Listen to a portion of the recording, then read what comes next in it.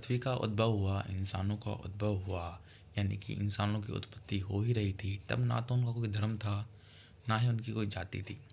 वो केवल पत्थरों से ही आग बनाते और खाना खाते, और प्रारंभिक जो उनकी लड़ाई थी, वो जानवरों के साथ और खाने के साथ ही थी, तो वो पेट पालने के लिए लड़ते थे। धीरे-धीरे उन्होंने खेती सीखी, खेती के बाद उन्होंने झुंड बनाना सीखा और वो समुदाय यानी कि गाँव बनाना सीख गए।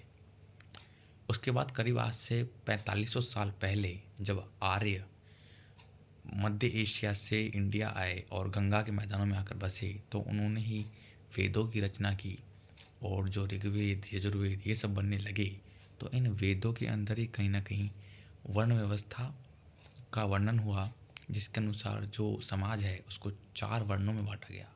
ब्राह्मण, क्षत्रिय, वैश्य, शूद्र। यहीं से असमानता का बीज उपजा। ब्राह्मण और क्षत्रिय जो हैं वो अपने आप को ऊपर मानते थे, और एक तरीके से द्विज इनको कहा जाता था आपस में।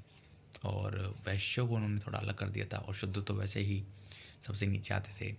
तो वैश्यों यानी व्यापारियों को ये बात खलने लगी, और उन्होंने अलग धर्म बनाने का सोचा। हालांकि जो ये वर्ण व्यवस्था थी उसमें भी काफ़ी कमियां थी, और जो ये ब्राह्मण वगैरह थे, तो इनके काफ़ी विरोध उठने लगा, और व्यापारियों ने अलग धर्म बनाया।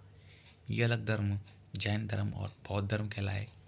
यहीं से असमानता फैली, और आज हम देखते हैं कि भारत में जो विविधता के नाम पे बहुत सारी जातियाँ, बहुत सारे धर्म हैं, वो इसी का ही परिणाम है।